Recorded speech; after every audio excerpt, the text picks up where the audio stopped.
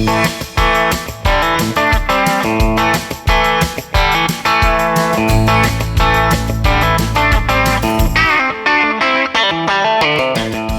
is the Great Alaska Hunting Podcast.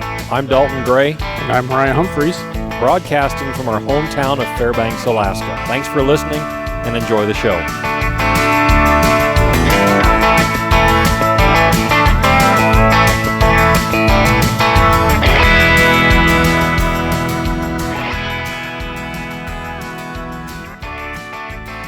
Welcome back to the Great Alaska Hunting Podcast, everybody. Good to see you all back here. Hello. Hello, Mo. Hello. Anything to say to all the nice people out there since our 2-week hiatus? 2 weeks, sort of. Kind of. 1 week for them. Yep, 1 week for them. I talked to Kayam last week. Oh, that's right. We had a intermediary episode. Mm-hmm. Yeah, two-parter. Yeah, I got some texts after the first part came out, and people were saying, "Where's the rest of the episode?" And I said, "Didn't you watch the full episode or listen to it and hear that it's coming out?" No, I didn't get that. So I said, "Well, part 2 comes out next week." Interesting, because I definitely put it in there. I know you did. But did you go check to make sure I put it in there? No. After they come, really? Nope. Oh, well, so you had faith. I believe in you. Don't believe in me. Believe in ice. Because it's wintertime in Alaska. Yeah. It's very slippery out there. You got to watch your step. Mm-hmm. You will slip, and you could be hurt by ice. You could be easily. Mm-hmm. Be careful when you're driving on ice too. Yes, you must. Oh boy. Well, let's get into the content this week. Okay. This week we kind of singled out a couple of listener emails. Usually our listener interaction tends to be on social media platforms, and not so much via email. But for your boomers, for our boomer audience, you have emailed us a couple of times that we have really forgotten about. There's been a couple of them that have come through more directly, but there's one of these that got buried that we totally forgot about, and other ones that we've addressed, and so we've picked out a couple of them, and we're gonna go ahead and talk about them. So, but before we get to that, though, I'm sorry, man, long day, big yawn there. Make that microphone stick right up there in your grill. Okay, you're welcome. Yeah, just had my teeth cleaned. Did you really? Yeah. Find anything good? Find anything what? Sorry. I couldn't say it without laughing. I was trying to say. Okay. Did they find anything? They find anything gooky in there?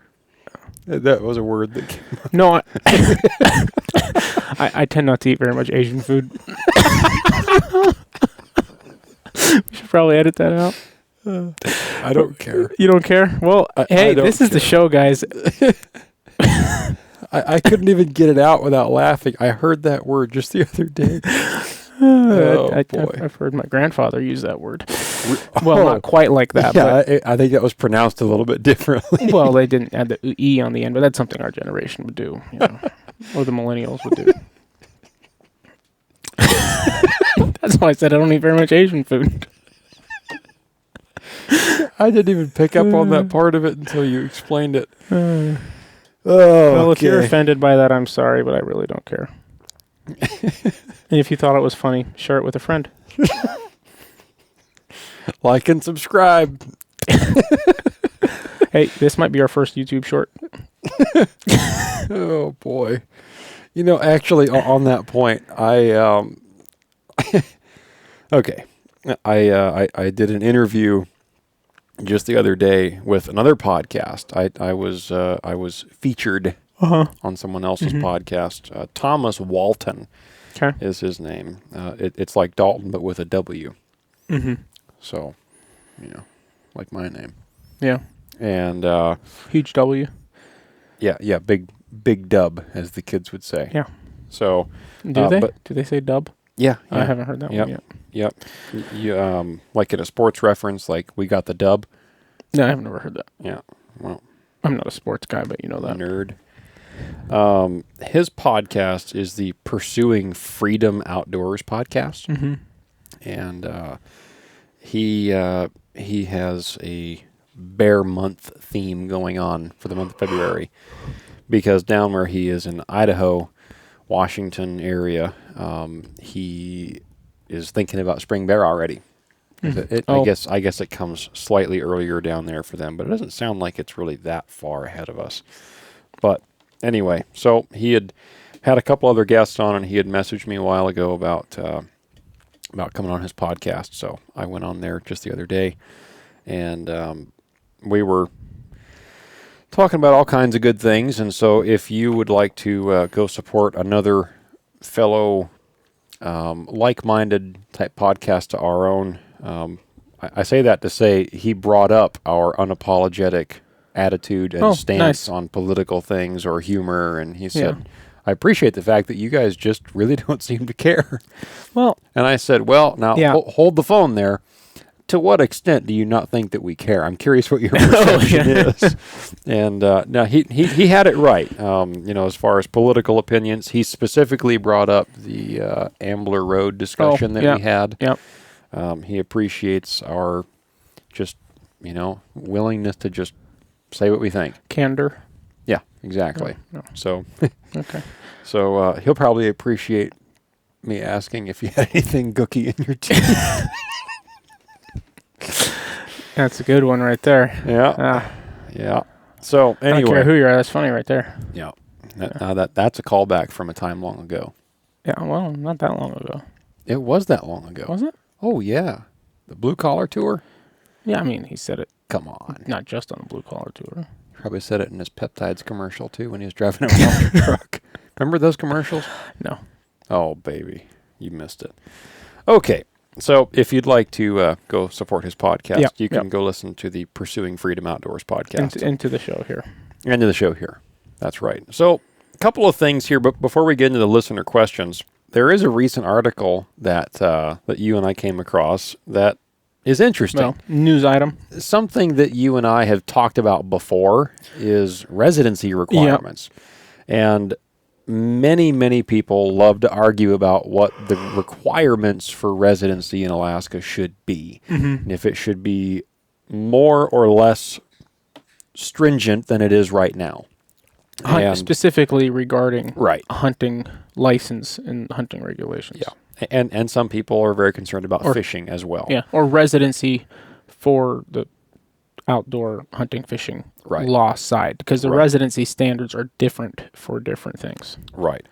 So there is an article that popped up on a few different news outlets. This one is in particular from the Alaska Beacon, and this came out earlier in February. We're just now talking about it as we have an episode that we can do that. But this is House Bill 93. And the subtitle here says, House Bill 93 seeks to mirror most permanent fund dividend residency requirements and apply them to fish and game entry requirements. So the article, I'll just skim through this briefly. The first couple of paragraphs here, it says, Alaskans seeking to get resident hunting, fishing, and trapping licenses may soon need to meet most of the same standards needed to get a permanent fund dividend. In a 27-12 vote on Friday, the Alaska House of Representatives approved House Bill 93, which would apply PFD-like residency restrictions to hunting, trapping, and fishing license requirements. The bill from Representative Rebecca Himshoot from Sitka advances to the Senate for further consideration. Under existing law, Alaskans who want to get a resident hunting, fishing, or trapping license must meet the same standards as those who want to vote in the state. Qualifying requires applicants to maintain a home here, have the intent to return to the state if they leave, and stipulates that they can't establish residency elsewhere. Mm-hmm. If adopted, HB 93 would require someone to spend 12 consecutive months in the state before being eligible for a resident license. Unlike PFD qualifications, those 12 months could start at any point in the year. If that person is absent from Alaska for more than a certain number of days and doesn't qualify for an exemption, they would have to get a non-resident hunting and fishing license instead. In Alaska, some hunts and fishing openings are available only to residents. Residents also have larger bag or catch limits in many places. Explaining the need for the bill, Himshoot said the existing standard creates a loophole because someone can spend just a few months in Alaska each year and still qualify for resident hunting privileges. A freezer full of fish and game can be the difference between being able to stay in the state or not, Himshoot said, speaking on the House floor Friday. To me, this is the most fair way that we could make sure that Alaskans who are living from the fish and game resources our state provides us have the resources that they need. Leading the opposition to the bill was Representative Kevin McCabe from Big Lake, who unsuccessfully attempted to amend the bill with an exemption for airline pilots who may work out of the state. McCabe, a former commercial airline pilot, I figured that was coming there, former commercial airline pilot, noted that he has previously become ineligible for the permanent fund dividend because his work took him out of the state for longer than allowed. And then he goes on to say, what about those pilots that have vacation homes elsewhere that they would like to go spend 2 months in Hawaii, he asked. They might own homes and hunting camps and pay local taxes, but would be excluded from resident hunting rights, he said. He also raised concerns about medical reasons for leaving the state, thus becoming ineligible for resident hunting status. McCabe and a handful of other legislatures suggested that better funding for the Alaska wildlife troopers and stronger enforcement of existing laws could deal with the kinds of problems that have contributed to the need for the bill in the first place. So, I think that pretty much covers it. There's no reason to really read on there. There's just a couple of paragraphs left. Yeah, so it does have exemptions for students and things. Basically, what the PFD... Probably military as well. Yes, what the PFD has exemptions for, so does this. It's very... Basically, it's mirroring it. I think there's a couple subtle differences. I don't exactly know what there are, but I was looking up to see if... Representative Kevin McCabe has a vacation home himself. But, oh yes, he owns one in Hawaii. Yeah, I don't know. There's no public information. He may not, but it wouldn't surprise me. Just look it up on X. I don't know. You can't look it up like that though. You can't Google a homeowner's or Onyx search a homeowner's name, can you? Can you? Oh, nice. Well, no. I don't. You know how many names I've put in there? Have you? Oh yeah. Oh yeah. You know what's the best thing? And I'm not going to say it. No. Nope. Not going to. Too big of a secret? Yep. I'm not going to use it. I will tell you off air. Okay. Some things are better kept. Yep. Better kept off the internet. Under the old hat. Yeah. Yep. Yeah. Well, my opinion of this bill is, let's do it. I have no issue against it whatsoever. Of course. Oh yeah. As a longtime resident, lifelong. Yes. As absolutely nothing would change for me. Basically, as long as humanly possible. And I think the big push for this bill on the resident side, the less publicly discussed, but the bigger felt push for it, where people are more willing for it, is the kind of thing where exactly what Kevin McCabe said, where you have people who want to live in their vacation home or their warm summer home on vacation somewhere during the cold months and then come up here and enjoy the benefits of Alaska in the summer. Yep. We call them snowbirds in Alaska because they leave for the snow and they come back when it's warm. And I have no problem if you want to do that. It's a free country. And if you have the money to do that, I wish I did too.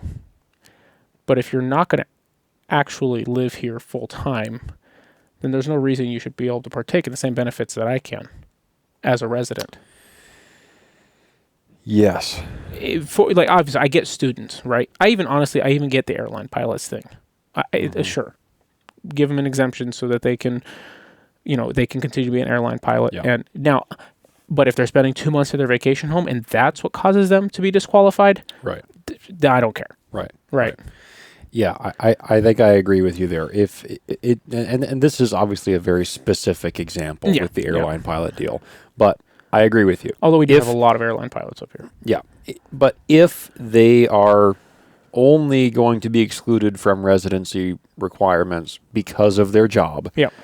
but otherwise they're still living the vast majority of their year in the state that they do have here. Right. That, absolutely. Yeah. There should definitely be an amendment for that. Absolutely. Yeah, But because I mean, I understand airline pilots. From what I understand, they can be gone a month or two at a time, just because they're plane to plane to plane to plane, right? Yeah. Living in hotels, and that's that. Which, like I said, I get it. Yeah. Like I said, there's obviously military is a little bit more of a service thing, but it's there should be no reason. And honestly, I would be even for an exemption for or something extending to if you are a resident of Alaska. When you join the armed forces, if you join in the state, through the state, that you do not lose your residency hunting rights as long as you are part of in the military. can't you already do that, though? I don't know. Maybe you can. Can't you maintain residency from your home of record? Maybe you can. Maybe you I don't can't know, for but hunting rights. I don't know if it's specifically That's for all hunting I'm thinking rights, about is but- hunting. Right. Yeah. I don't know. Well, can you? Because we had a it's friend. not like we don't have enough friends that we could just But ask this didn't we to. have a friend that just came back not that long ago? Yeah. Was he immediately able to start hunting, No. or did he have to wait? Nope, I had to wait the 3 months. But he wasn't originally a resident of the state, No. though. That's so it doesn't. No. Yeah. So maybe that's a thing. Somebody can let us know, or I'm sure I'll talk to somebody in the meantime. Yeah. But I would be fine with that because they're doing our country a service. Mm-hmm. They are already a long-term resident of the state. Who's that guy? He wrote the book. He real well-known SEAL at this point. Who was there with Bin Laden raid? No Easy Day. His pseudonym was Mark Owen, and now his name is but his real name has been out. Anyhow, Is it the one that was just on that podcast? yeah. No Easy Way is the new book he's trying to come out with that the feds are telling him no. Right. Anyhow, he I think I got He has a very familiar name, too. Yeah. So my point is this: like, obviously, he's a kind of an out there example, but he's well known. But he grew up here, in the though. state of Yeah. Alaska, in the village with his parents. Yep. Like, I would have zero issues with him joining the military, and then, like, anytime he has leave, he's home and he wants to go kill a moose. Matt Bissonette. Yeah. He wants to go kill a moose or a bison if he gets drawn for it. all for him. Yeah. Right? Like, but everybody else, man. Yeah. Like, everybody else. Yeah. Now, I would even advocate for making the residency standards a little bit more strict than the PFD standards. I don't think that it needs to be more strict than the PFD. But Because you have to live in the state for 12 months. You Yeah. have to have a home here, or you have to have some kind of semi-permanent residency here. And that's plenty. Mm-hmm. You know, that minimum requirement, I think, is plenty. I do think that the biggest gripe from this will become people that will, going forward, if this does pass. Mm-hmm. I think it will too. I don't see any reason why it wouldn't. I mean, 27 to 11. 27 to 12 or something like that. That's a big margin. Yeah. If It's it does, very bipartisan on both sides. yeah. If it does pass, then I think the biggest uproar is going to be guys that can no longer sheep hunt, goat hunt, or grizzly/brown bear hunt up here without a guide. However, if you are, say, a snowbird and you have family up here, you can apply the next of kin law and not have to get a guide to shoot those animals. Mm-hmm. But you still have to buy a non-resident tag, which is exponentially more expensive than a free 99 tag if you're a resident. Yeah. Right? So that in and of itself is a whole different can of worms. Yeah. So that I can, I mean, I'm thinking of a handful of people right now that I know that I could tell you, and you would know who they are too, that will be directly affected by that, if that's the case, because they do a fair amount of traveling, and they like to come up in the fall and sheep hunt and do a lot of other stuff, and they do spend the majority of their year here, but they'll take off for a month or two and go on vacations and go travel and things like that. And I think that'll be very interesting. It'll also be an increase of revenue, I would think, for the state. Well, it should be, yeah, and for guides, That's not bad. And it's not, the money doesn't go directly to the state, right? It's ADF&G. I don't think that it's going to be any increased revenue for guides. I think that those people that are boxed out by residency status that are normally just coming up here and hunting for free, they're just not going to hunt that stuff. They're just not going to shoot that stuff anymore. Or they will have a next of kin lined up. They'll have next of kin, or they'll just make sure they maintain their residency. Right. Which, there's nothing wrong with that. I don't have anything wrong with the fact that, if you want to have the privileges of hunting and fishing here and having residency status, you should have to pay your dues.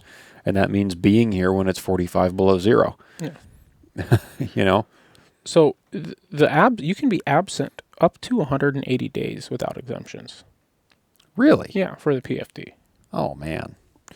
See, I leave the Which state I thought it was a pretty big number. So if you're so if you do have a vacation home for 2 months,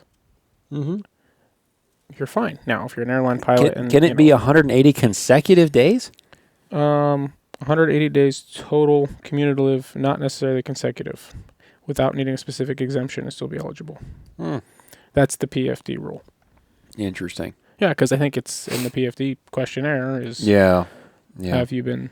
And I just filled mine out, and I don't know. I need to do mine, and for my kids. Yeah. I had one teed up right there. But Nope, not going to do it. Save that for off air. Okay. Yeah. You like our on air jokes? You should hear the off air. We'll have to do a members exclusive channel, a Patreon of those questions from our Patreon account. Of where you can pay to hear the off-air jokes. No, I'm just kidding. Definitely not. Okay, let's see here. Moving into questions. Speaking of Patreon. Speaking of non-residents. Hey. Nice segue. Yeah, that word. Yeah. We got one recently here. He reads, "Hey guys, I enjoy your show. My wife and I hope to move to the Kenai Peninsula sometime in 2027. We hope to get most of our meat via hunting and fishing, but I know finding areas and even affordability is going to be an issue at first. I'm from Wyoming and love to bear hunt, but my guess is it will take a while to find good bait sites / opportunities.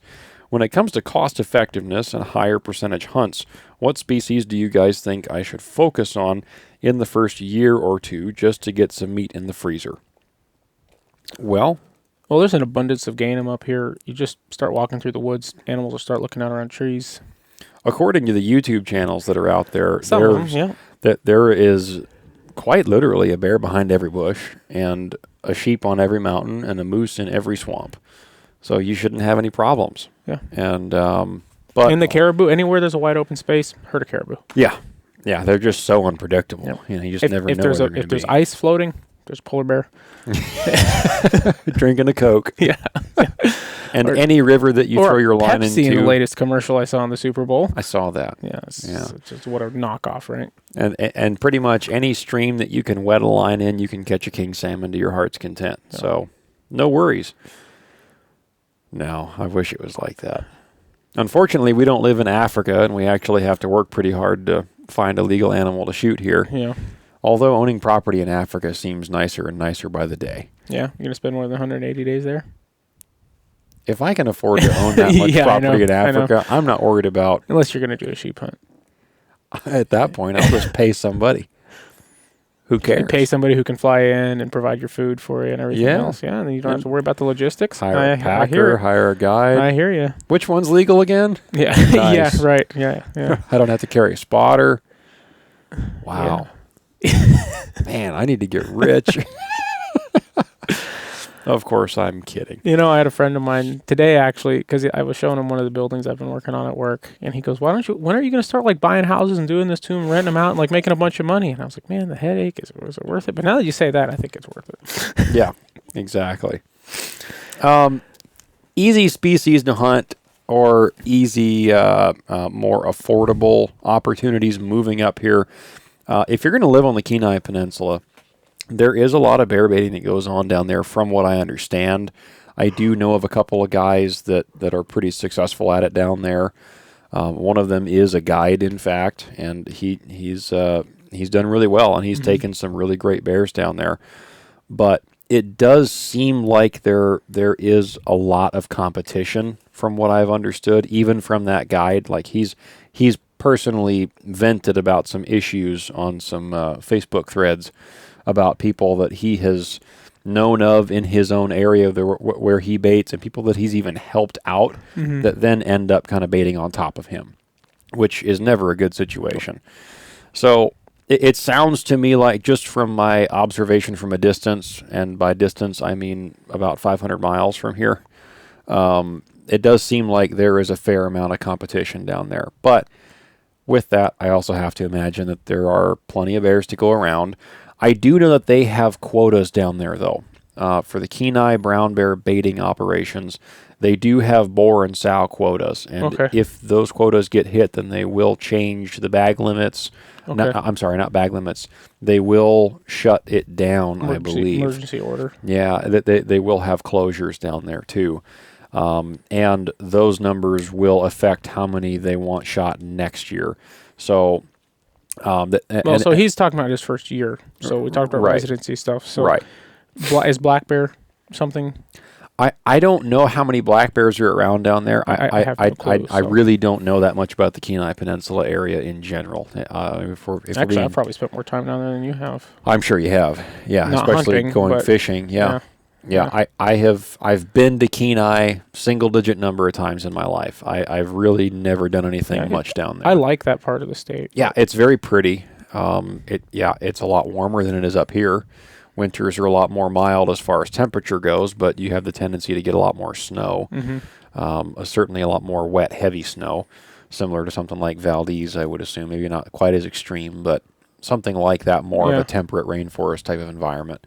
A lot bigger trees, a lot more brush, but anyway, it's definitely a nice part of the state. But just Mo and I were just chatting about this before we even started recording tonight, and Mo made a really good point, and that is the best thing you can do is get in with somebody.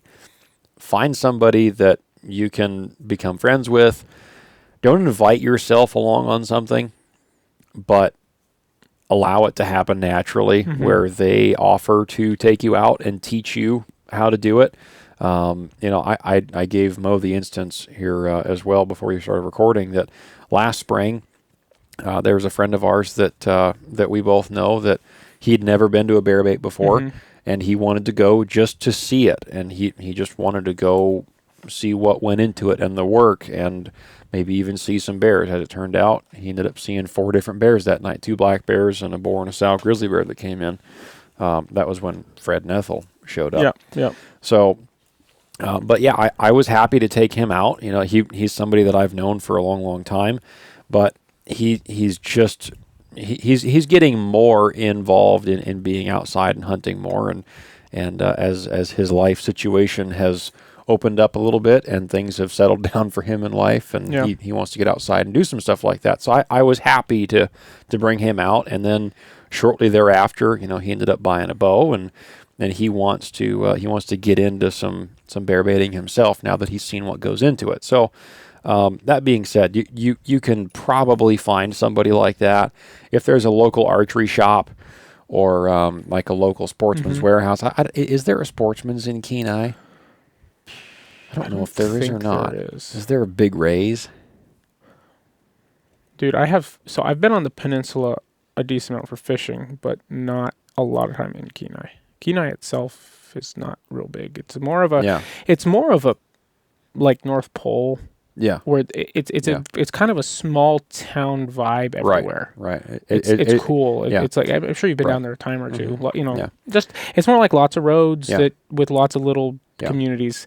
It's more of a township than a city. Yeah, and there is a Kenai proper, but I don't think. I mean, we could always just look it up. Just like we do everything else. Put that into perplexity. No, no. Actually, I use Grok, so. Oh. But I mean, if we can get one of them to pay us, we'll do it. No, Why not? the robots will kill us all. Oh my goodness. But that would be my first piece of advice: is try to find somebody that is. Oh, there's one in involved. Soldotna, which is right there. So. Is it? Yeah. Okay. Yeah. So find a way to get in the community and make some friends. If you can do that and just find somebody that you just can hang out with, and if you shoot a bow, find an archery club or something like that. That's an easy way to make some friends and find some common ground with. Excuse me. I would say go to the shooting range, but man, up here, that's kind of the last place I would want to look for somebody to go hunting with. I think it's kind of the shooting ranges everywhere these days, man. Unless it's a nice private range. I bumped into a couple of guys. Every once in a while, the last 2 times I've been to the range here in Fairbanks, I actually met very nice, genuine fellows that really knew what they were doing, had some neat stories. That they, at some point, a conversation got started and we started talking. And one time it was 2 older guys, and the other time it was one younger guy, a little bit older than me. And that was, very pleasant interaction at the shooting range. Usually it's, somebody with an AK mag dumping right next to your head and dumping hot brass down your Carhartt jacket. 9mm brass. Or yeah, you forget to put your ear pro in after you're sitting in your truck, and you step out of the truck and walk over by you who were standing there and setting up to shoot. And then the guy at 2 tables over pulls the trigger on his 50. Oh, that's right. Yeah. I forgot about that.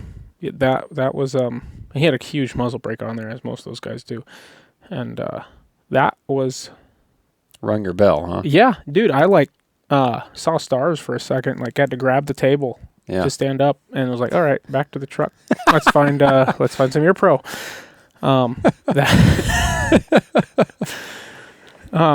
I forgot that happened. Don't get me wrong. I think some of these VA benefits are overdone, but I'm just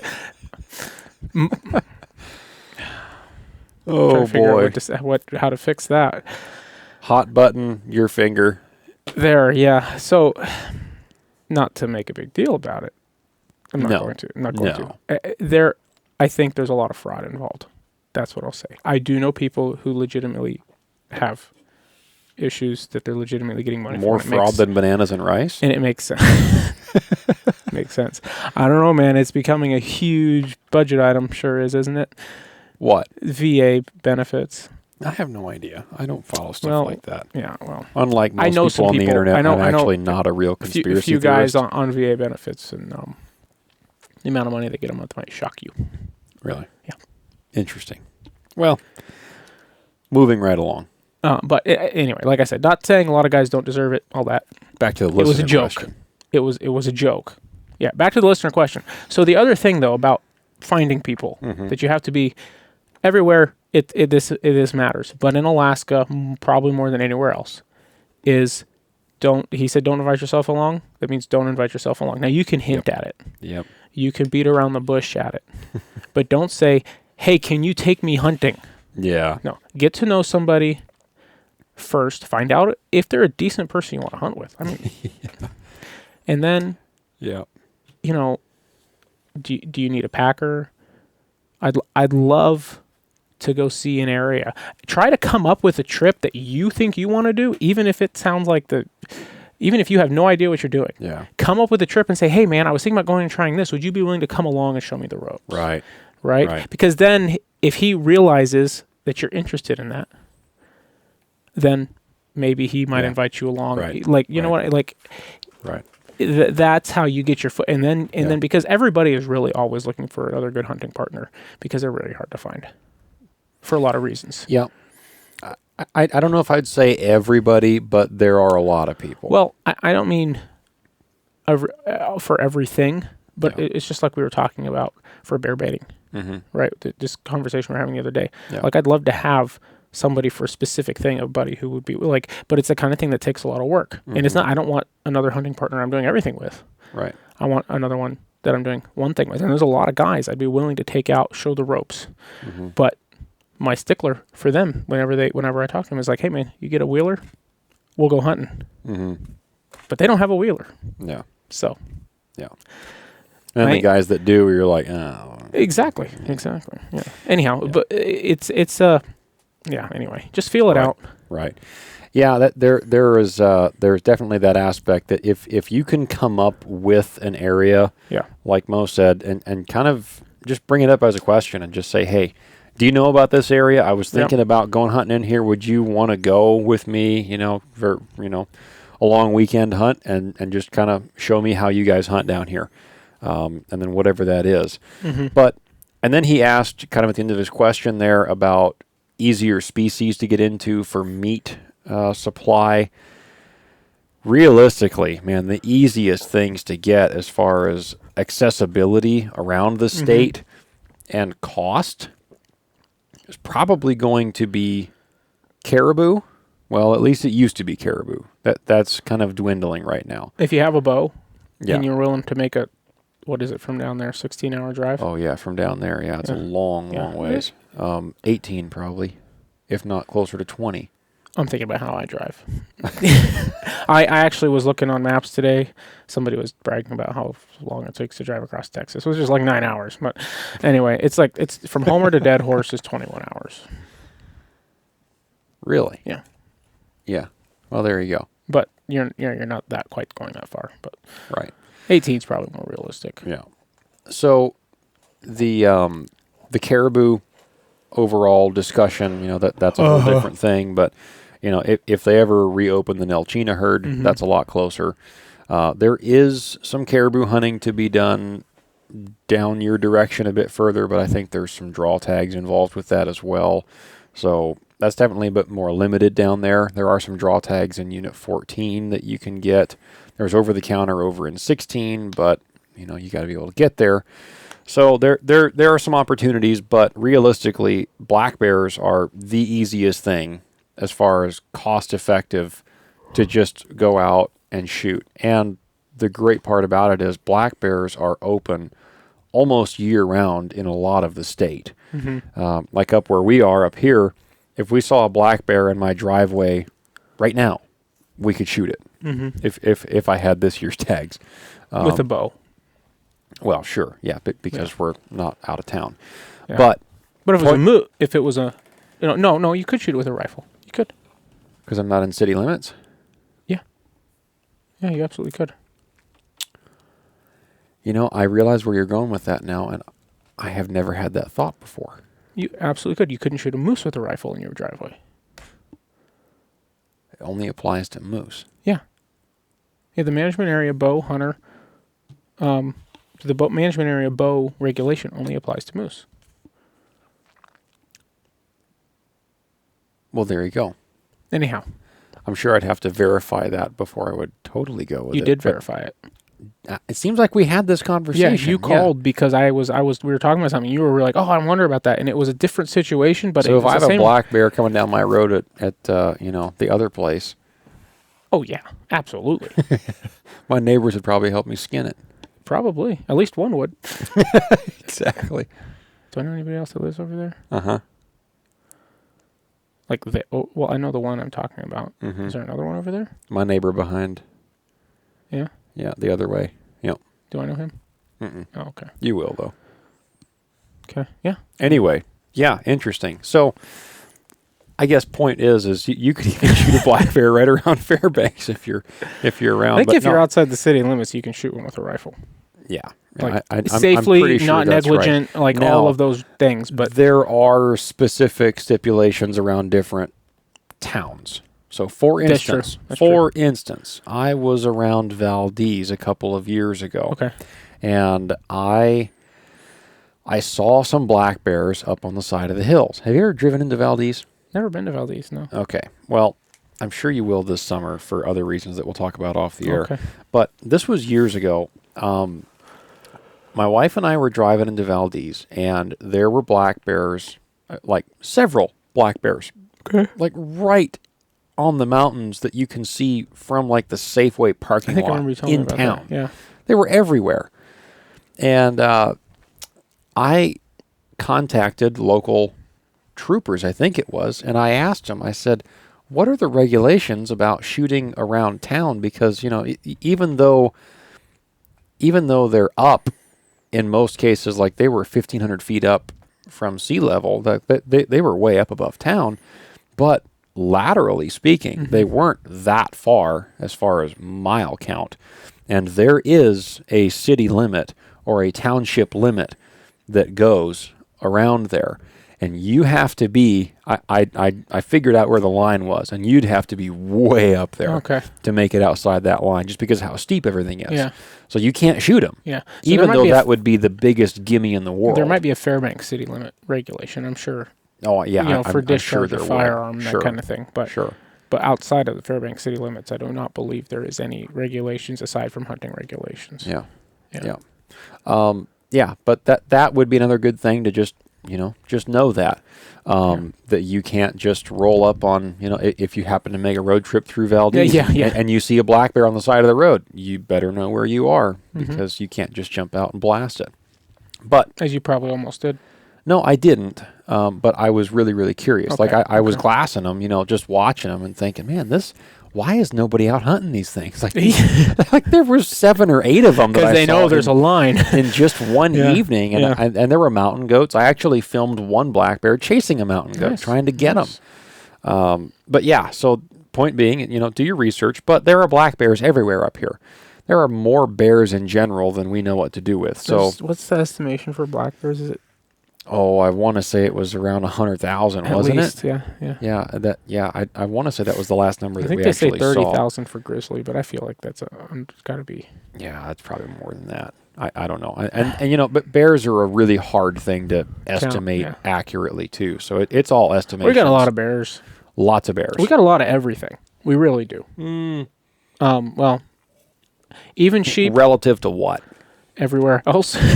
Right, but relative to our own past? No, not necessarily. Exactly. But we still have a huge amount of... Now, but the thing is, we live in a vast state, and that's why there's not an animal behind every tree. Moose, in general, are doing fine. Regionally, there are some areas that are doing worse than others. I just mean as a state. But, yes, we still have like 200,000 moose or something. Yeah, in general, moose are doing fine. Bears are thriving. Wolves are doing fine. Sheep, I would say, definitely statewide, we've seen some decline. That's a whole different can of worms. But we still have on how they're sheep. doing. And yes, we still have more sheep than, I don't know, Montana maybe. Yeah. But anyway, black bears are the easy button. They're good eating. If you do your own processing and grind your own ground meat, you can make sausage out of them. Breakfast sausage is a favorite of ours. Got to watch those nitrates though. Sorry, something new I learned from my wife. I have no idea. Yeah, apparently it gives you colon cancer. From bear meat. Nitrates. From like curing sausage if you don't use the right stuff. Oh, interesting. Yeah. Well, we don't make that much sausage out of it. Mostly it's just ground meat with sausage seasoning in it, and then you just pack it into a little patty and fry it. Yeah, well, that's different. Yeah. Yeah. That's like redneck sausage. Something like that. It's not like Jimmy Dean. No, I'm talking about like the cured meat sticks and stuff we do. Yeah. But we've only done that a couple of times, and it's not like we eat. Yeah, some people like that's all they want, right? Right. Well, and you and I know some people that they'll shoot a moose and they'll take it to Delta Meats and have the entire thing made into sticks and sausage. Like, I mean, I kind of get because sticks and sausage is expensive, but it's nice. I also like to have a steak and some ground. Honestly, my favorite. Exactly. I just like having game burger. Yep. Game meat hamburger. Yep. I mean, that's where that's where you save the most money. Is having just that burger in the freezer. You can use it on pizza. That. All kinds of stuff. And the shoulder. Watch this segue. That and the front shoulder of a nice yearling black-tailed deer. Yes. Shoot the spots, clean off those little guys. No spots, man. There's no spots. I haven't shot any with spots on them. I have also shot those size deer. I don't care. I know. Yeah. Anyway, but those yearling size ones, they pocket size. But they're phenomenal to eat, man. It's like veal. Yeah, probably better. I mean, you take that front shoulder, you take that the shank off, and you stick that whole thing in a gallon Ziploc bag, and put it in the freezer. And when you're ready, for something amazing, you just put that in the crock pot Yeah.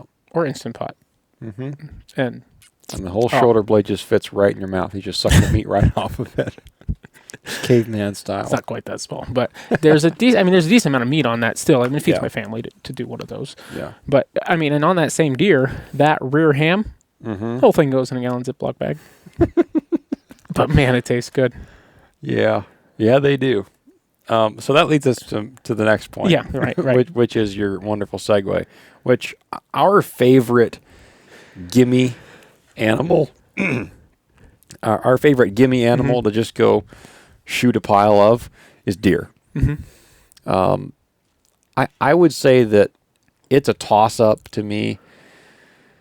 If I had to choose, if someone had a gun to my head and they said, you can only shoot one or the other for the rest of your life in Alaska, but you have to choose blacktails or black bear. Oof. Wouldn't that be tough? I know what my choice is. Do you really? Uh-huh. See, I hate these questions because they're not real. But Definitively, I know what my choice is, and I wouldn't even hesitate. Number one, because I don't like guns to my head, but especially if it's a 320. See what you did there. Yeah. Yeah, I mean, sometimes you drop them and you get shot anyway. Sometimes you just look at it wrong. Sometimes you're getting arrested and you drop one. And long after you stopped resisting and it goes off. And then you get shot anyway. Yeah. That was pretty good. Yeah, wasn't it? Dude, I don't know which one I would pick. Because I would pick deer hands down. Would you? So yeah. Just the quantity. So part of this for me, what I'm thinking, okay, I do really, really enjoy the deer hunting more. But the deer hunting is a week or two of the year that makes it to the point that even though we do it almost every year, is a novelty. And the black bear hunting is a couple months. And so therefore there's a lot more time and effort put into the black bear hunting. Yes.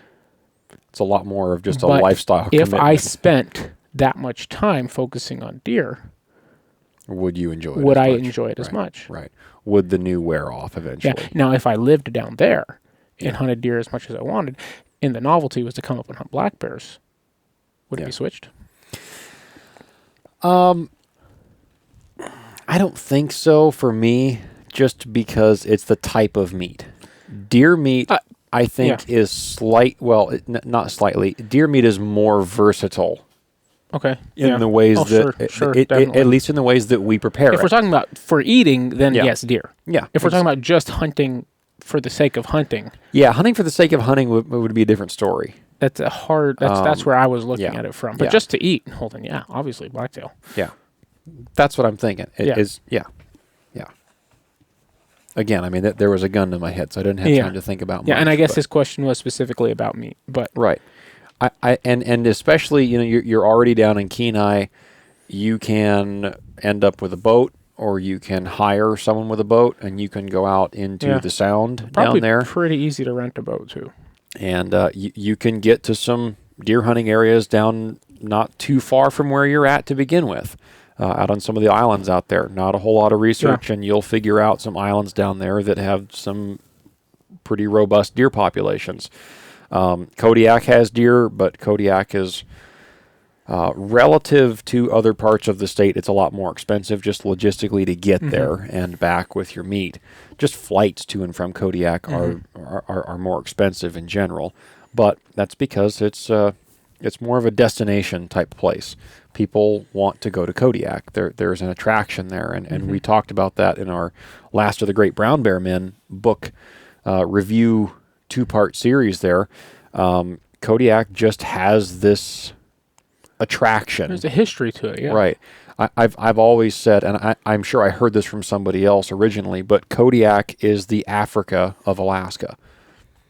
That is the destination place. When people think about Alaska and they think about bears, they think of the Kodiak bear. Even though it's a brown bear like it is anywhere else, there are people that will really try to come up with, well, they're different on Kodiak. Genetically speaking, they're the same thing, but they're isolated. They've been isolated for a very long time, so on and so forth. Doesn't really matter. But There are deer on Kodiak and a Fognac, but logistically, from Kenai, you can hunt some islands around there and have some success, or you can fly to southeastern parts of the state, and there are higher numbers down there. That there's a lot higher density down there. It's a lot warmer throughout the year, and bag limits are higher in certain units in the southeastern part where we go. It's just a matter of figuring out those logistics to make it a bit more cost effective. And then getting there in the right time, figuring out where the deer are when you're there. Right. There's a lot, and I'm sure we'll talk about that stuff more around that time. As we approach our return to the Great Land. Yes. That's what we're going to title that podcast. The Return to the Great Land. Great Land. Huh? Yeah. Okay. Copyrighted, by the way. Until we come up with a better one. Yeah. Yeah. It is the Great Alaska Hunting Podcast. So. Yes, it is. Yeah. But deer and black bears, I would say, that's the easy button, especially being in the southern part of the state. I mean, if I lived on the southern coast, I would do everything I could to drive the cheapest truck possible and have the nicest boat I could afford. Yeah. And be out on the water fishing and be able to go out and black bear hunt. You know, there are a lot of bears along the coastline too. You know, let's not discount that. If you're living on the coast, the thing about the coastal bears is most of them are very good to eat. They're not unless you get them early in the spring. Are they all right to eat when it's early in the spring? Early in the spring and black bears are just eating grass. Okay. They're a lot better. And I've eaten a fair bit of those. Okay. Those are fine. Once they start eating all the junk off the beach, that's when the taste starts to change for sure. Okay. Usually by the time mid-June comes around, they're pretty much rank. And then especially in the fall time, you know, they're eating fish just like a brown bear is. So, do your homework on black bear and deer hunting. Moose hunting, obviously, I'm sure you're going to get into that. There are moose around down there too. But if we're talking about the most efficient use of time, it's probably going to be bears, deer, or caribou. I've been less into moose hunting as I've gotten older for several reasons. But I think the biggest is the amount of time put into it for the amount of results, at least what I saw. Yeah. You know, and a lot of the time I've spent doing it. And I spent a lot of time as a teenager just doing what I could without a lot of money and getting very, very little results. And, you know, everybody loves to go moose hunting for the meat because it's a freezer filler. Yep. Right? You shoot a moose, you're good for a year. Only takes one. Or more than a year if you're not a huge family like I grew up in. But, I mean, I didn't consider it a huge family, but a lot of people consider six kids a huge family. And, you know, a moose got us through a year pretty easy. And we get some fish and stuff too. But you can go shoot enough deer to get you through a year. Yeah. Yeah. Especially if you focus on shooting mature bucks or even full-size does have a fair amount of meat on them. Yeah. Or like if I get a black bear or two and 3 or 4 deer, I'm good. Yeah. Yeah, and you know, and that's with some beef. Did you say a blacktail or 2 and 3 or 4 deer? No, black bear. Oh, black bear. Yeah. And you know, and that's with maybe a little bit of beef and whatever in between. But and in Kenai, you shouldn't have a problem with filling the freezer with fish. Yeah, we're not really the experts on that, but should be pretty easy. Should be pretty easy. Yeah. Yeah. Especially once you get your residency. Yep. There's a lot of stuff you can qualify for once you're a resident for fishing that's cheap and easy. Yeah, I mean people. You could probably people drive down to your neighborhood from all parts of the state just to fish. You could probably, once you've got your residency, get enough fish to survive a year on. Yeah. I wouldn't recommend it. I love fish because I eat it not every day. Yeah. I'm the same way. I like salmon, but I don't like salmon all the time. Yeah. I just don't. People eat it just enough and it's awesome. People rave about salmon. Oh, I eat salmon 3-4 times a week. That's a little much. 3-4 times in a week when I haven't had it for a while is one thing. Yeah, when I haven't had it for a while, that's fine. Few times, 3-4 times a month, it's great. Sure. Yeah. But when it gets to be every other meal for a long time, when you start running out of moose meat, like it was when we were growing up, then that's what it was sometimes. And then at some point, my mother actually started experimenting and doing more than the same recipe every single time, which was nice. Well, there's the one Dad likes, right? So that's what she made. But at some point, she was like, "Oh, so now I've got two recipes at the same, two different seasonings and cooked the same way." But that was an incredible thing growing It's up. changed your life, huh? Oh yeah, oh yeah. Boy, it's like having grilled cheese but Yeah. with pepper jack instead of cheddar. Have you never done that before? Pepper jack and cheddar. At 2 a.m. Eh. Well, if you know, you know. So I think we've rambled that one to death. Let's switch to the other one. That was a long answer. Sure was. I like your style. What's that? Long answers. Okay. So the other one says, I'm going to leave the name out of these again. It says, "Hey guys, love the podcast. I'm from Wisconsin. Found your podcast after reaching out to Dalton for a rain gear suggestion. Working my way through listening to all of your podcasts from the beginning. I'm sorry. Currently on the bear baiting success stories." Now, I will say that this email did get lost somewhere. This is from a couple of months ago. Yep. So I apologize, friend. But somehow... Maybe you're not to the two yet. Maybe you're caught up and you're going to listen to this and say, "Hey!" He says, currently on the bear baiting success stories. Dalton, you said that you were interested in trying an expandable broadhead on a black bear. I shot my first bear last year in northern Wisconsin with a Rage broadhead, 2+ inch cut with the shock collar. Shot the bear at roughly 8 yards, clean pass through, took out both lungs and the heart. Bear made it about 10 yards. Blood trail looked like you dumped out a watering can from impact right to the bear. Granted, it was a small bear, 5.5 foot, but we hunt fall bear in September, which had about 2 to 2.5 inches of fat on him as well. So I think you'll like the results. Beside that, my main question is regarding hot tents. I've watched a lot of review videos on the hub-style insulated ice fishing shacks and was wondering if they would hold up in Alaska conditions. They can be quite bulky and heavy, so it would probably have to be an ATV drive-in hunt to be able to use one. But they would give you a lot of room to move around inside in full standing height. I've ice fished in them in -8 degrees, and they were very comfortable with only a Mr. Buddy heater. I haven't made it to Alaska yet, but I'm planning on a moose hunt for my 40th birthday in 4 years from now. Hope to hear back. Thanks. Well, I apologize that we didn't respond to you earlier. Sorry, we're not in time for your moose hunt. His moose. That was a joke because we were late. It's 4 years, but yeah. I get it. Yeah, that's a witticism. Yeah, I appreciate that humor there.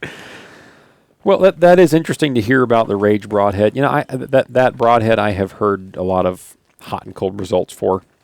I know a lot of guys shoot them, but yeah, I'm still interested in the idea of shooting a mechanical broadhead over bait. I have a lot of irons in the fire as far as where I want to set up a couple of baits this coming spring. I have some field R&D to do, try to figure out, because I have a couple of good / great bait sites, but one of them continues to have grizzly bear problems that used to be a great black bear producer. Mm-hmm. So I think I might be looking to relocate one of them. So anyway, yeah, depending on how that goes and if I set it up with a bow in mind or if I want to do it with a rifle, just to be easy, it's just easy. If a bear walks in and I'm holding a gun and it's a legal bear, the show's over, and that is nice. And it's been a while since I've had that ability. Just with certain areas that I like to hunt, I prefer to use a bow in some and I prefer to use a gun in others. And I think I would like to have one that I'm more comfortable just running a gun at. And yeah, we were talking about. You still thinking about that setup we were talking about? I've got a couple in mind actually. Yeah. So I have a huge range of guns I want to shoot a bear with over bait with. But of course, now I'm building the 338 ARC. So I haven't shot a bear with this gun here. That's what we were talking about. That sits in the corner of the frame. You still thinking about doing the? Yeah, Yeah. I'm still thinking about it. Even if I don't put a can on it. Well, if we can manage to be together, you can always use mine. Yeah. If you're there, I could use your Banish 46. Yeah. Is that the V2? Mm-hmm. Okay, that's what I thought. I was watching some videos about it, and pretty. that popped up. I mean, haven't shot it, but the once so far, haven't really had time to get out with it. But yeah, that was in a nice, out of town area too. Way out of town. But it was quiet out there, yeah. out in the middle of nowhere. I will say that I couldn't even hear it. So I got the I did something else with. I got the pistol suppressor in. Oh, did you? It's a 22 can. It's not pistol specific, but I have a 22 pistol. It's threaded. Have you tried that yet? Yeah, I walked around the side of my house. Nice. I live in a pretty remote area, remote-ish enough area that I hear gunshots and stuff. So and there's a whole area behind me where you can like walk about 30 yards and you're in places where I know people have been hunting and shooting stuff, so I'm not worried about it. Anyhow, so I walked around behind my house, and but it's a short little 22 can. Yeah. And I did a little research. It's hearing safe. Yeah. 100% hearing safe, but there's still quite a loud pop, even with subsonic ammo. Is there really? Yeah. And I was looking it up, and apparently the shorter cans do better on a rifle because there's less gas. Oh, interesting. With the subs, so that might do okay on. Like I have a rifle, I do want to get threaded, but it really makes me just want to buy like a longer 22 can because the difference in sound from like that 3.2 inch to like a 5.5 or a 6 is significant. Yeah. And Unknown just came out with their 22 cans. Oh, did they really? Yeah. They've got like a 5.5 or 6 inch, the Midge, and it's like 2.5 ounces. Is that rated for like 22 ARC, 22 Creedmoor type stuff? No, I think it's just a rimfire can. But okay. No, if you're interested in something like that, you should go a different direction. But interesting. Yeah. So I guess we got off on that with bear baiting, but yes, I am still interested in shooting mechanical broadhead. I really like the I think it's the Evolution Hyde.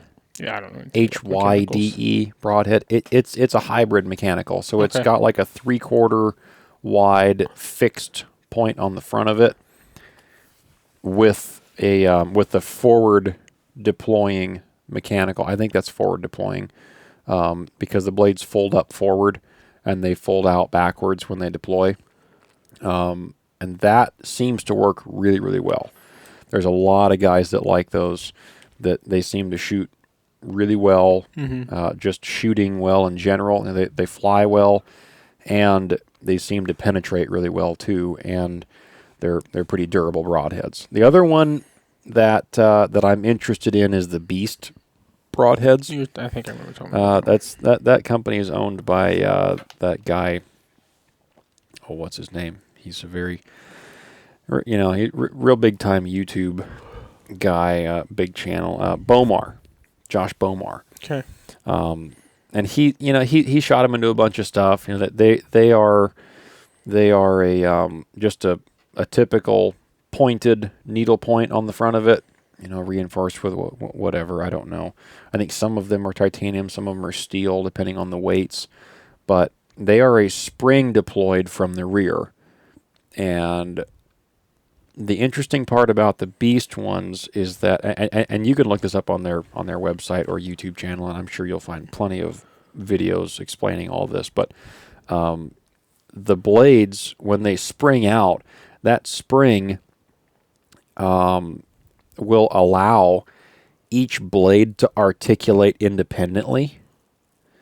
So when it goes through a rib or a bone, the blades will actually be forced back a little bit to allow the broadhead to go through a bone, and it will automatically just pop it back out to full width when it gets through there. So it's supposedly less drag, but has he shot it in a ballistics gel? I'm sure he has, or somebody has, and that's obviously the best test that you could ever make for a broadhead. But no, I've seen there was a video that went around quite a bit last fall of somebody shooting a brown bear in Russia with one of them. Oh, really? And it went down in seconds. It was quick. And then there are a bunch of videos of like stuff in Africa. Like he likes to go to Africa and shoot a ton of stuff with them. And I Of think course he does. I think he shot a couple of Cape Buffalo with them. I just don't get that. People that like to go to Africa all the time. I just don't get it. You don't? No, I've never done it. I'm just feeling witty today, folks. That's all. Yeah. Yeah. But you know, they do seem like they work pretty well. I think there are some merits to the design, but yeah. So probably it would come down to one of those two. If I'm going to shoot a mechanical to start with, I would just feel comfortable trying one of those two. And probably going to end up trying the Beast Broadhead first because the local archery shop seems to carry them every once in a while. Screaming Eagle. I think I have their hat on. Do I? Yeah, you Screaming do. Look Eagle at that. hat. Hey. Look at that. Look at that. Shout out to Screaming Eagle. I meant to make it in there this week, and now I don't know if I will because our buddy is working the shop this week. Okay. He's up, but anyway, I'll swing by soon. You know, I like this next thing he's got here. Yeah. So the whole ice fishing tent idea. What do you think about that? I think I might go buy one and go try it out, man. They're huge. Here's one for $320. Mm-hmm. It's huge. Like, I mean, I can imagine take a little more. Like, he's talking about using a buddy heater. I don't. They Really just know pop out. I don't know if I'd really want to use a buddy heater for a long-term camping trip, maybe a night or two. Because But why not? Moisture. Yeah, but then you just open the zipper and dry the thing out during the day. Yeah, but if it freeze, then it's not going to dry. Actually, it's just going to freeze. You have windows in there. You can open a window and let it draft through. I don't know that that's really going to work that well in a cold situation, especially. It's insulated. Yes, and so if you open the windows and let it draft through, your moisture is more likely to like. Sure, you'll have moisture in the air, but you're not going to leave a window open all night. No. I sorry. I think I might have phrased that the wrong way. I'm not saying that I think it'll dry it out because it's insulated. I mean, it'll be naturally warm because it is insulated. Oh, yeah. Once you get in there. And honestly, you might not even need a buddy heater if it's in just moose season. Set up some candles or like a little lantern in there. Okay, I agree. I'm thinking winter. Camping. Winter, yeah. I'm thinking winter, and I'm sure looking it at would this work, thing but like not long term though. I'm just thinking like I was just talking about how I wished I had a hot tent, and here's a basic Eskimo, 450 hub shelter for $320. Yeah, and what's the size? 4 to 5 person, 45 pounds. They're big, but like you interior height 80 inches. Yeah. Now it'd be harder to keep warm. But, I mean, not really because it's small enough. You put a little stove or something in there. Oh, yeah. Like I said, a buddy heater at -8. Huh. I'm just thinking. That trip I'm talking about trying to go do, and I'm like, man, I wish I had winter camping stuff. In the wind, are there guy line attachments right there on all those pop-out points? I don't know. They have a bunch of them set up over at Sportsman's right now. So we could go look at them. I was looking at them the other day.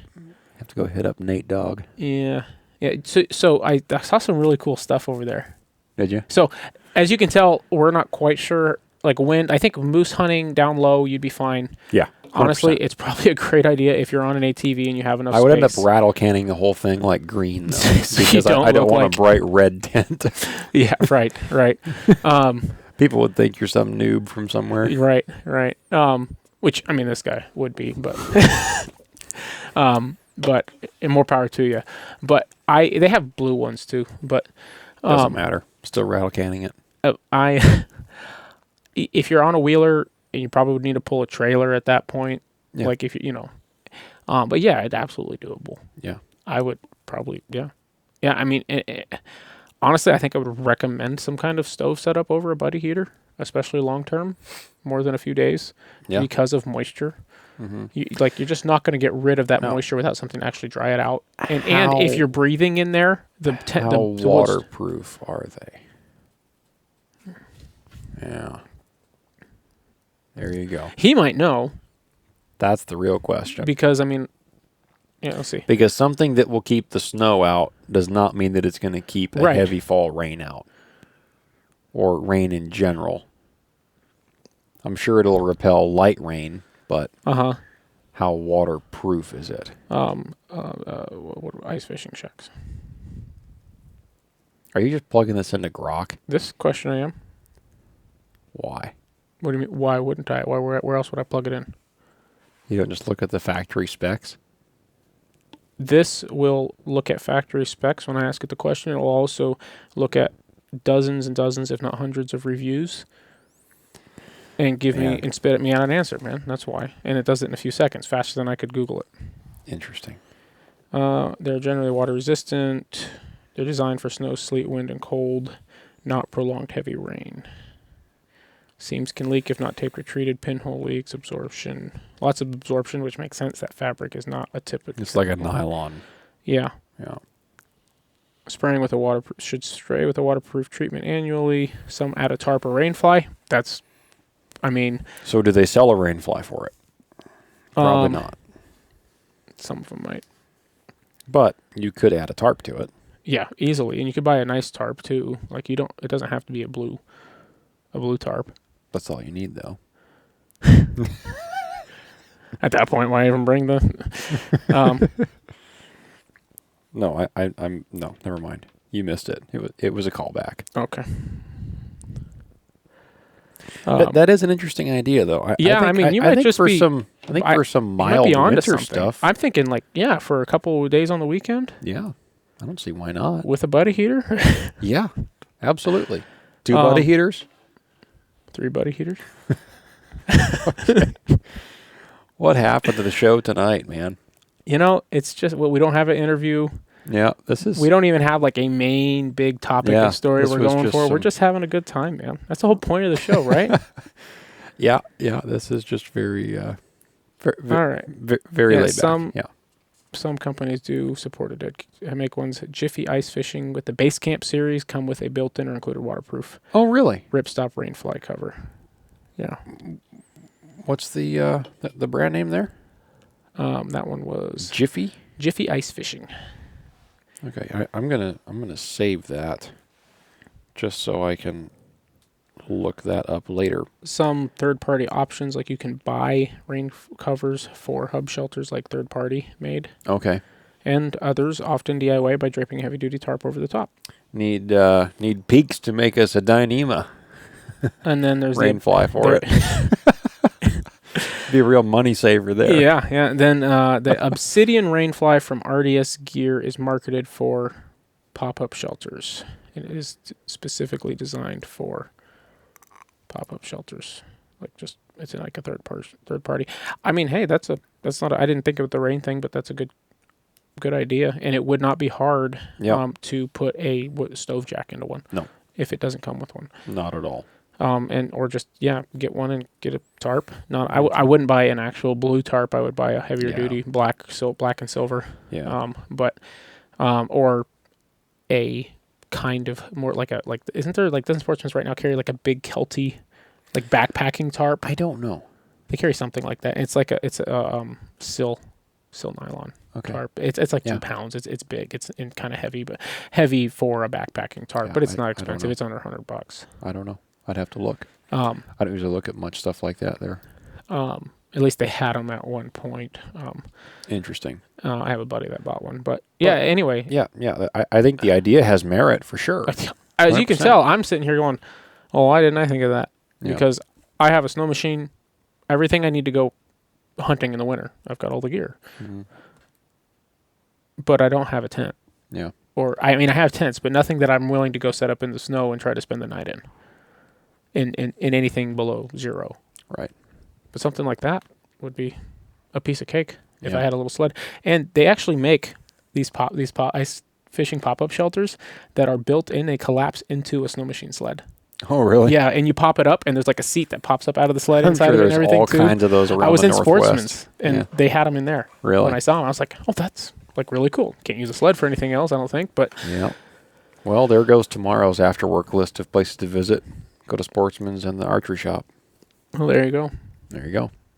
Yeah, I think that's an interesting idea. We'll have to do some homework on that and report back. Yeah.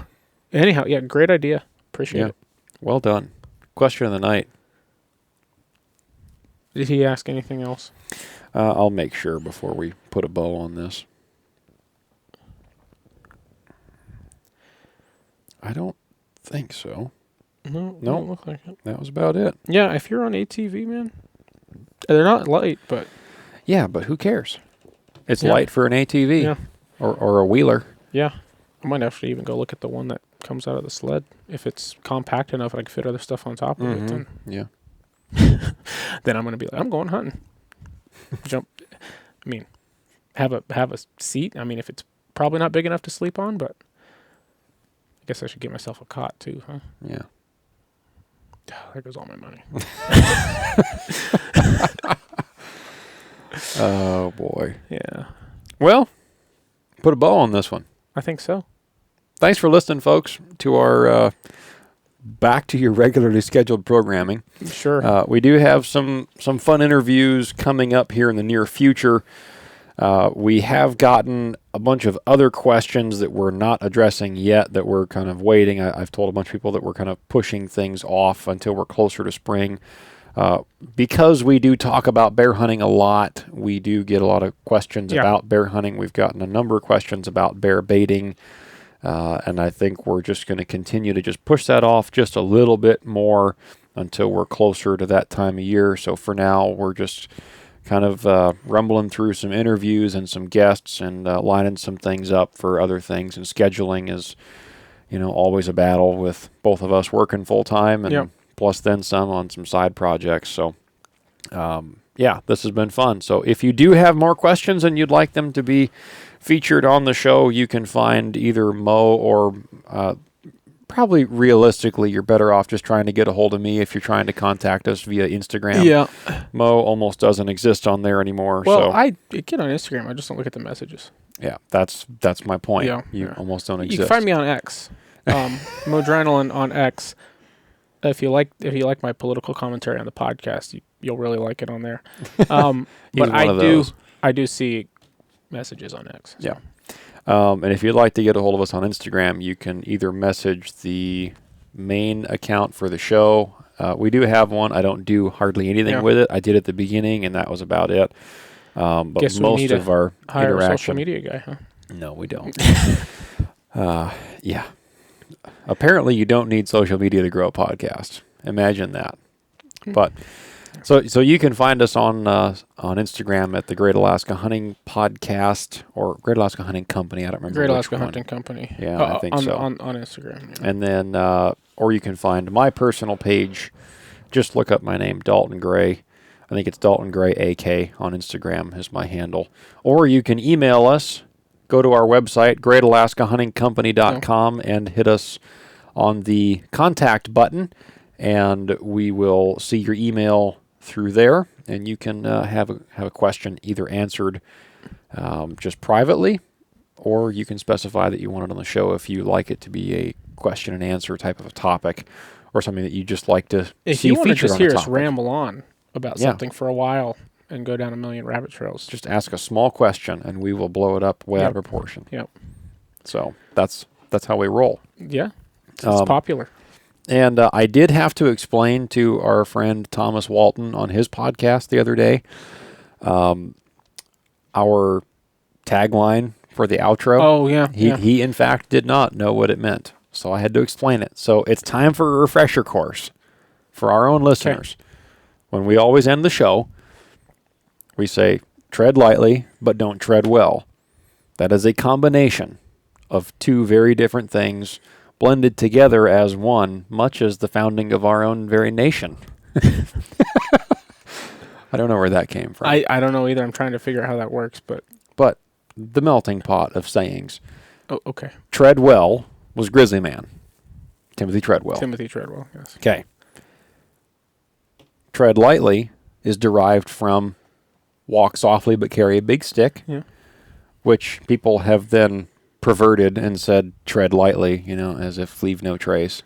So then we melded those two things together and said tread lightly, but don't tread well. So we're talking about don't be an idiot and get eaten by a bear. Because tread well. Timothy Treadwell got treadwelled.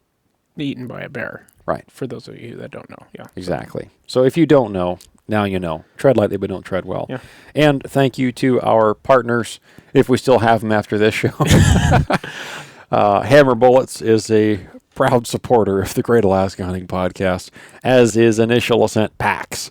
Then they just released some exciting new products, some duffels and a couple of new bags as well. So go check them out at initialascentpacks.com. I think they're at the Western Hunt Expo right now. We keep talking about going to that. Yeah. So much other stuff to do, though. Yeah, there's way more important things to do, at least for now. But and one of these days we got to go there and SHOT Show. I don't know that I want to go to SHOT Show. If everything I've read about it is, they say if you got to do it once, just for the experience, just to go see how many Chinese people are there. And hey, you probably get to say hi to Ron Spomer,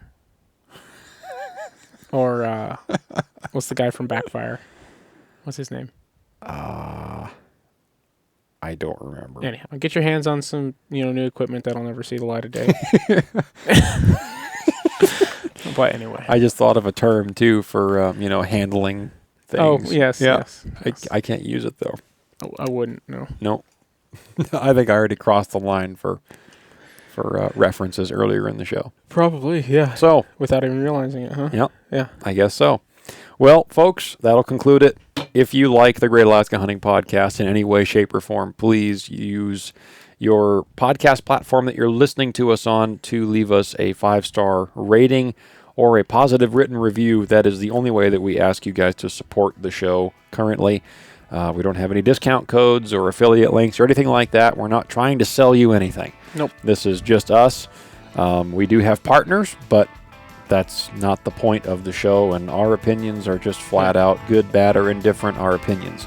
So the only way that we ask you to support it is share it with a friend or leave us a positive rating and review, and that helps propel the show in front of more people as we continue to grow. Thank you for your support thus far. We hope that you are having a nice, warm second winter as we barrel in towards the spring season. So until next time, tread lightly, but don't tread well.